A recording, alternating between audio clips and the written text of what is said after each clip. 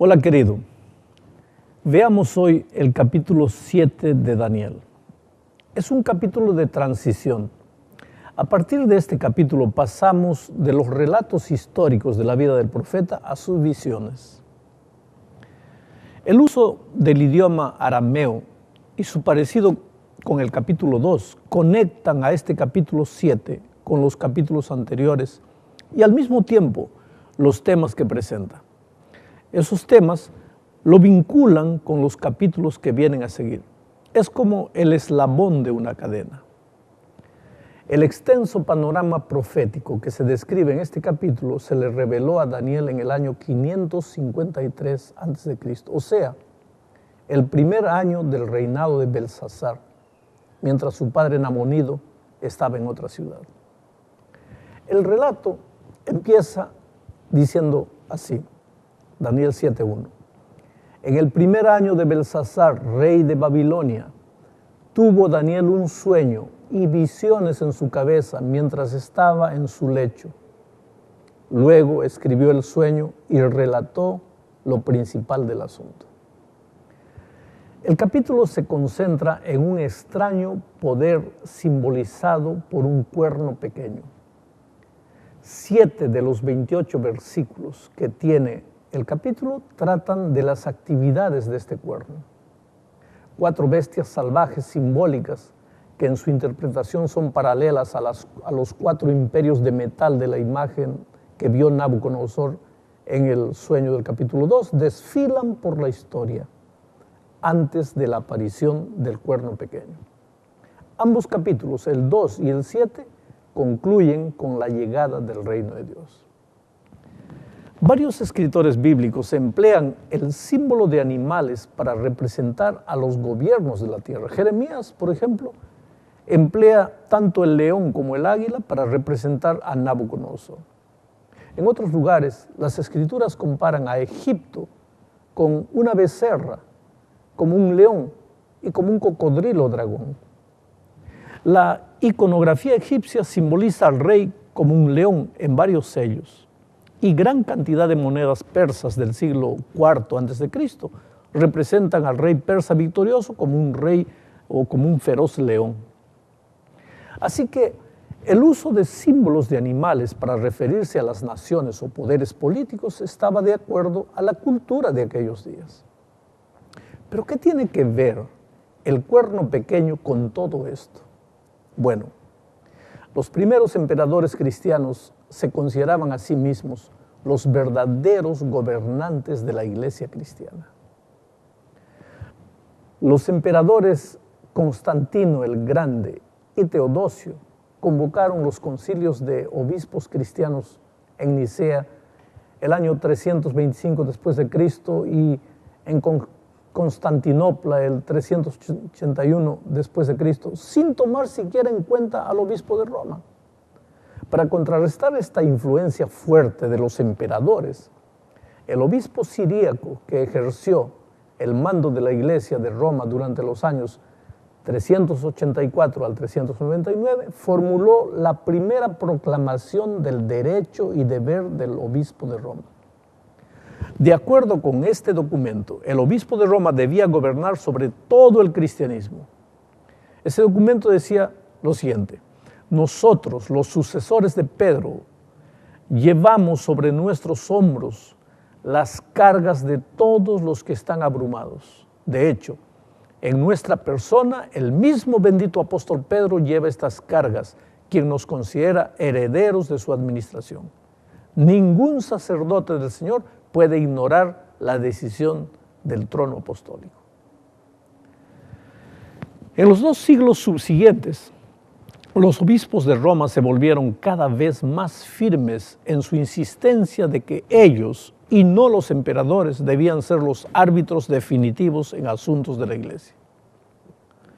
Cuando Átila el Huno amenazó a Roma, León I confrontó a Átila el azote de Dios y lo venció, porque de alguna manera persuadió a Átila a abandonar su propósito de conquistar la ciudad eterna que era Roma. Este hecho aumentó enormemente el prestigio del obispo de Roma. La historia registra que fue León el Grande el que puso el fundamento del poder político de los obispos de Roma. A principios del mismo siglo, el ilustre Agustín, obispo de Hipona, al norte de África, había pronunciado las famosas palabras Roma locuta causa finita, quiere decir, Roma ha hablado, se cierra el caso. La doctrina de que Cristo había otorgado poder papal a Pedro y que éste lo había pasado a sus sucesores en Roma comenzó entonces a echar raíces firmes.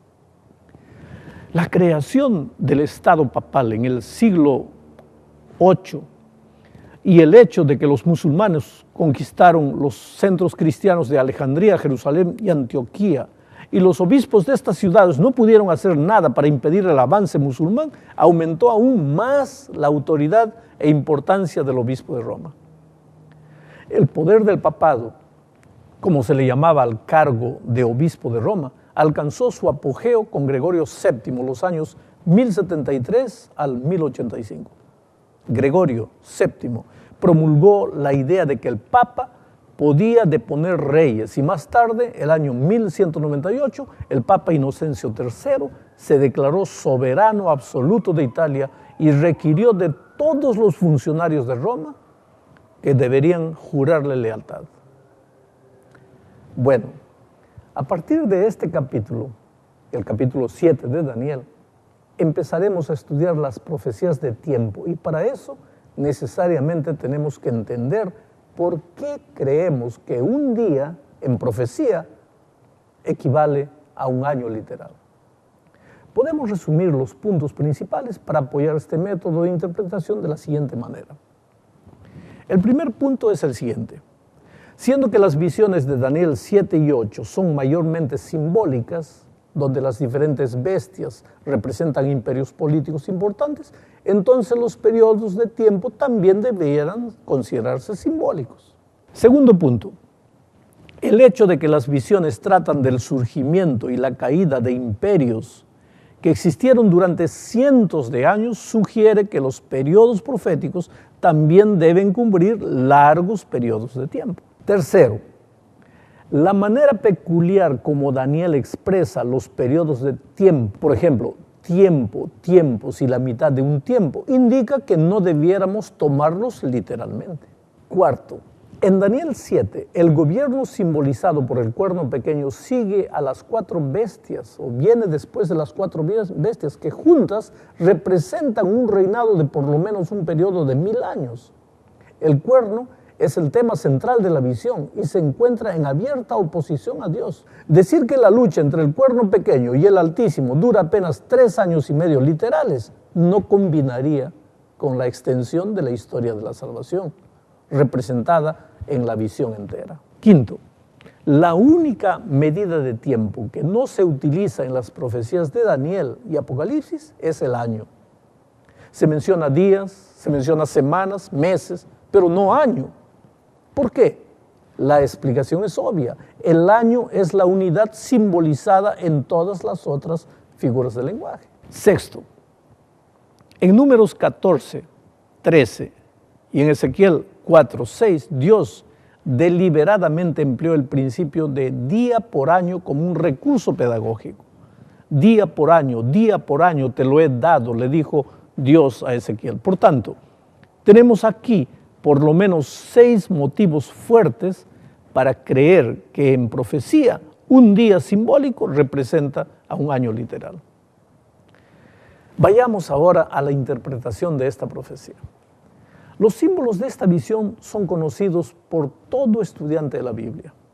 Los vientos representan guerras y conquistas. ¿Qué pruebas bíblicas tenemos? Hay varios textos, por ejemplo, Jeremías 49, 36 y 37. Zacarías 7:14, Apocalipsis 7:1. Voy a leer solo el primer texto.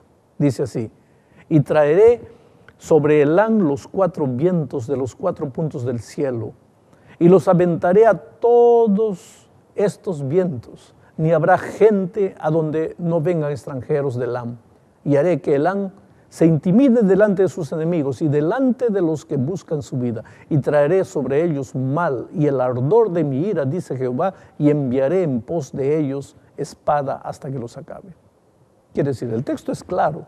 Vientos significan guerras.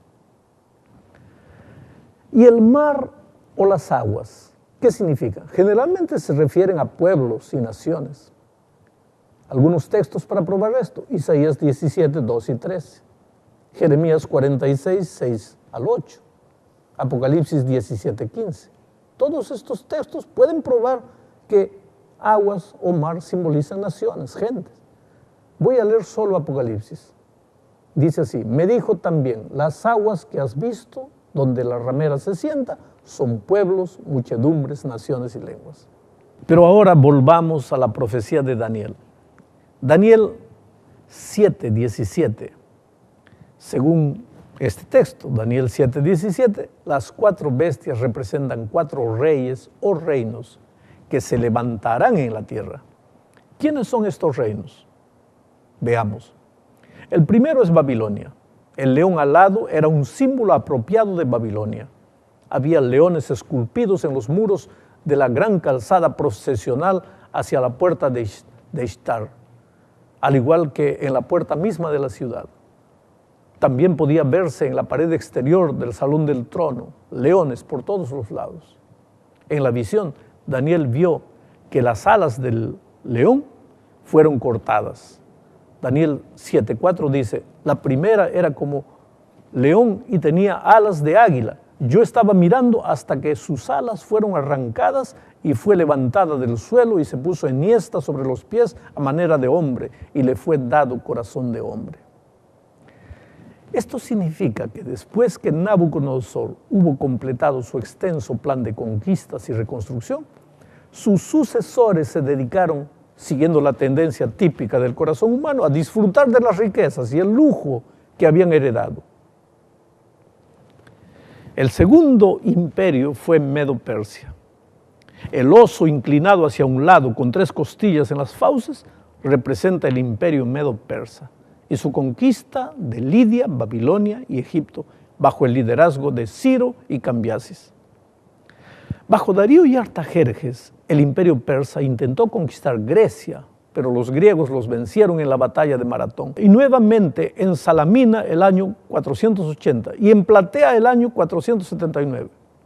Entonces vino Grecia. Grecia está representada por el leopardo. El leopardo tiene la reputación de ser rápido y ágil. Las 4 alas son un símbolo apropiado para la velocidad característica del joven Alejandro, quien salió el año 334 a.C. con 35,000 hombres y en solo 10 años estableció el imperio más grande de la historia del cercano oriente hasta aquel momento. El leopardo, según relata Daniel, tenía 4 cabezas, que en las escrituras representan gobernantes o gobiernos. Daniel predijo aquí que el imperio griego se fragmentaría en 4 reinos. Y la historia nos dice que cuando Alejandro murió, sus generales comenzaron a pelear entre sí. De este conflicto entonces surgieron el año 301 a.C. 4 reinos. Seleuco tomó Asia, desde Frigia hasta la India. Lisímaco tomó la parte occidental de Asia Menor y Tracia. Ptolomeo se convirtió en el rey de Egipto y Casandro se colocó a sí mismo sobre el trono de Grecia y Macedonia. Llegamos ahora al 4º reino, Roma.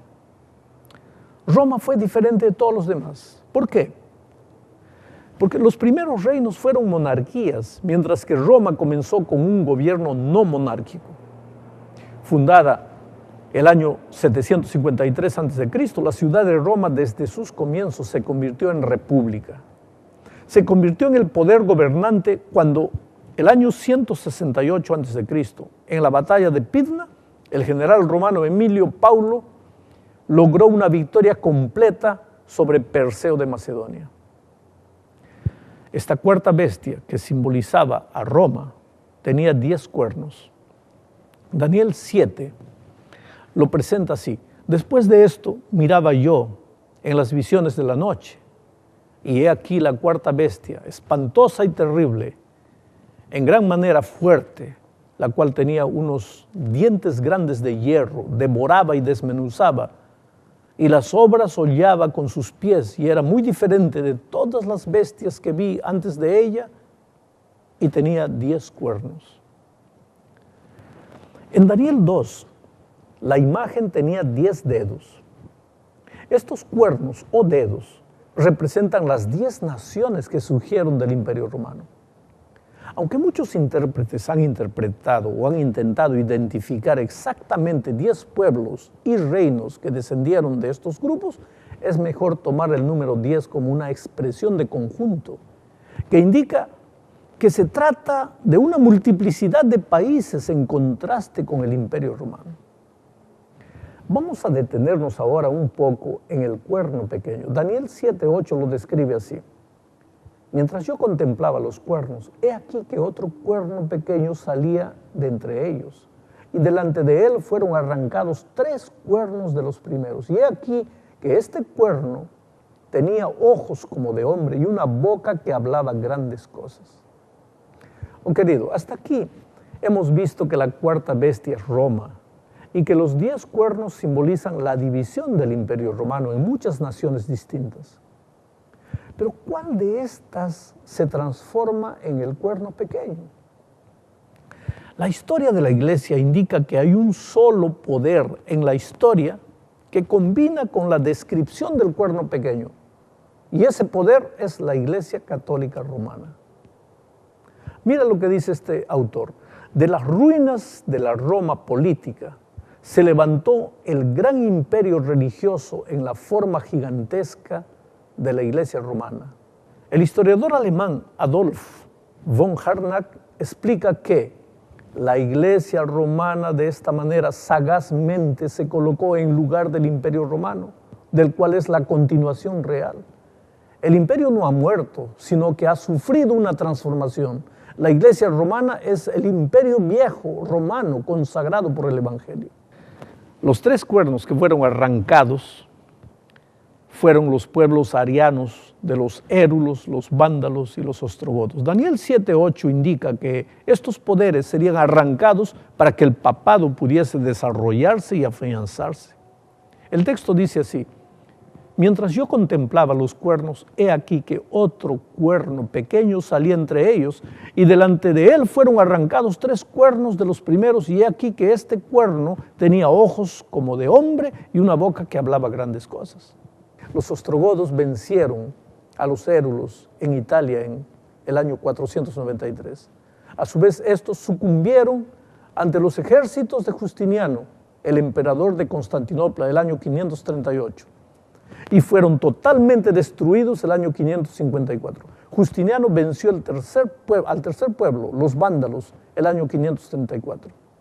Ahora mira lo que dice un autor. Fue así como las 3 naciones arianas que se negaron a renunciar a sus creencias heréticas fueron arrancadas o vencidas, y los otros pueblos arianos se tornaron ortodoxos, lo que dejó al obispo de Roma como el gobernador indisputable de las naciones y el corredor de los herejes. En la visión de Daniel, este cuerno pequeño habla grandes cosas. Podemos comparar las grandes cosas que dice el cuerno pequeño con algunas de las declaraciones de los papas en los concilios de la Iglesia Católica Romana. En 1894, por ejemplo, el Papa León XIII aseguró en su encíclica llamada La Reunión del Cristianismo que nosotros los papas ocupamos sobre esta tierra el lugar del Dios Todopoderoso. Vayamos ahora a la interpretación de la visión.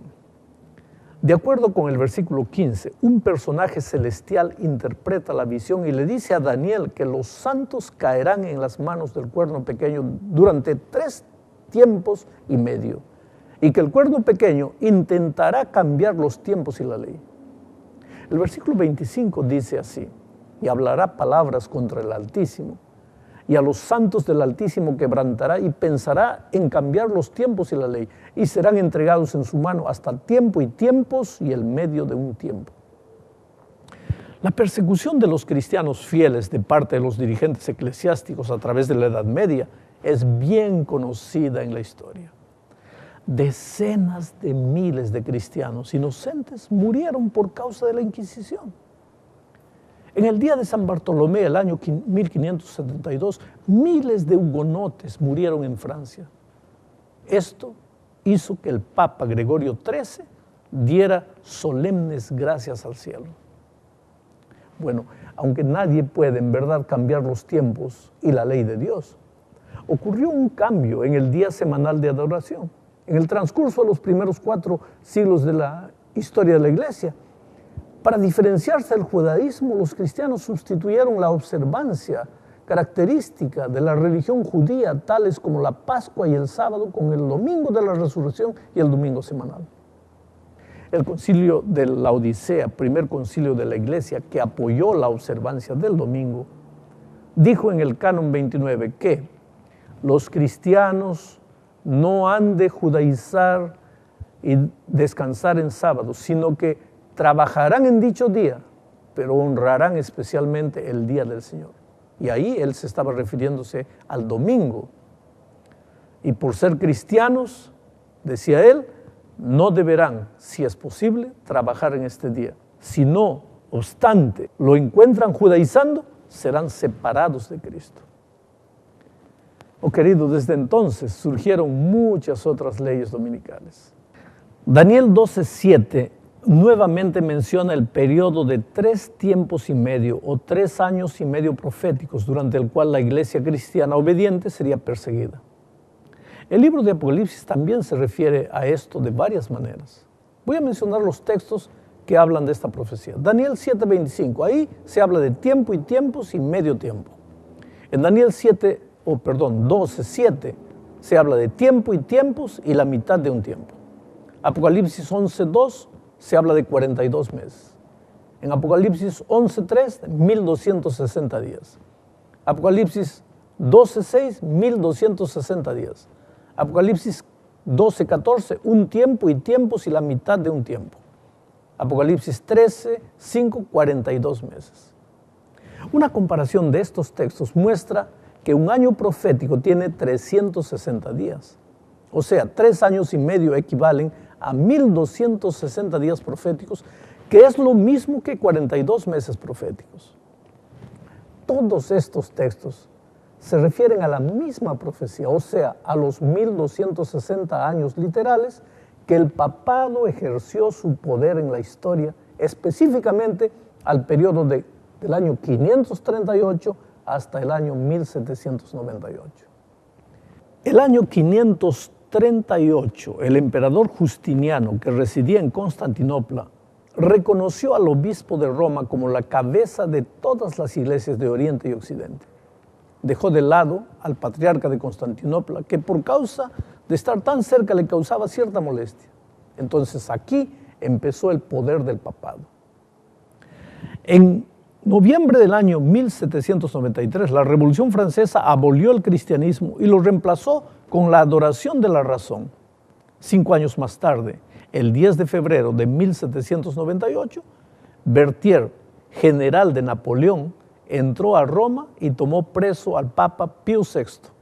Aquí terminó el poder del papado. Fue una humillación para el Papa. Su autoridad fue completamente escarnecida. Después de eso, el papado continuó, pero su fuerza había decaído y nunca más volvería a ejercer el mismo poder que tuvo durante los 1260 días proféticos o años literales.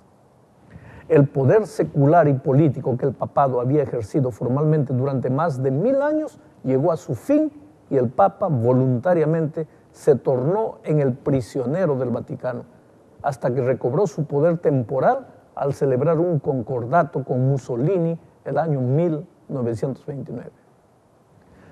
Aunque algunos se sienten confundidos por causa de la visión de las 4 bestias y el cuerno pequeño, este panorama bíblico encierra algunas lecciones vitales para el pueblo de Dios que viene o que vive en el tiempo del fin. Lo primero que debemos saber es que la profecía es el fundamento de nuestra fe. El apóstol Pedro escribió: tenemos también la palabra profética más segura, a la cual hacéis bien en estar atentos, como a una antorcha que alumbra en lugar oscuro, hasta que el día esclarezca y el lucero de la mañana salga en vuestros corazones. El cumplimiento de las profecías mesiánicas en la vida de Cristo proveyó un fundamento seguro para la fe cristiana. De modo similar, el cumplimiento de las profecías de Daniel 7 en la historia del mundo, desde Nabucodonosor, confirma la veracidad de la palabra de Dios. Por lo tanto, no nos atrevamos a ignorarlo. El espíritu de profecía amonesta a cada ministro a presentar la segura palabra profética como fundamento de la fe de los adventistas del séptimo día. La segunda lección que tenemos que aprender: la importancia de la palabra profética. El hecho de que Daniel 7 repite la profecía de los 4 imperios mundiales y la victoria final del reino de Dios, que aparece en Daniel 2, pero con símbolos diferentes, indica que Dios vio su mensaje como algo sumamente importante para su pueblo. Somos un movimiento profético. Y según el espíritu de profecía, se ha de educar a la gente para que lea la segura palabra profética a la luz de los oráculos divinos. El pueblo necesita saber que se están cumpliendo las señales de los tiempos. La tercera lección que debemos destacar es que Dios controla la historia. El capítulo 7 también nos enseña que a pesar del caos que reina en nuestro mundo, Dios todavía controla la historia. Daniel predijo 4 imperios mundiales, las actividades del cuerno pequeño y el reino de los santos. Bueno, el cumplimiento de los 2 primeros hechos profetizados indica que podemos confiar. ¿Por qué el tercer evento predicho, o sea, la entrega del reino a los santos, también ocurrirá? La segura palabra profética nos provee la esperanza de cosas buenas en el futuro. Un reino eterno en el que Cristo reinará supremo. Oh querido, nos aproximamos de los tiempos finales de la historia. Ya no hay más tiempo para la indecisión. Hoy es el día de buena nueva. Hoy es el día de decisión. Yo sé que la profecía no es fácil de ser entendida. Aún con las ilustraciones, aún con los cuadros presentados, esta lección número 7 no debe ser muy fácil de ser entendida. Pero hay una cosa interesante. Nosotros vemos cómo los imperios fueron sucediéndose uno atrás del otro y finalmente se levanta un poder religioso que quiere dominar al mundo. Estamos viviendo los tiempos más difíciles de la historia. Hoy día parece mentira. Tanta libertad, libertad religiosa, libertad de conciencia. Cada uno puede decir lo que quiere, cada uno puede creer lo que piensa. Pero la profecía dice que llegarán momentos difíciles en que por causa de la conciencia el pueblo de Dios será perseguido. Pero eso no debe traernos miedo al corazón, al contrario, la seguridad de que estamos llegando al grande momento del encuentro con Jesucristo. Que Dios te bendiga.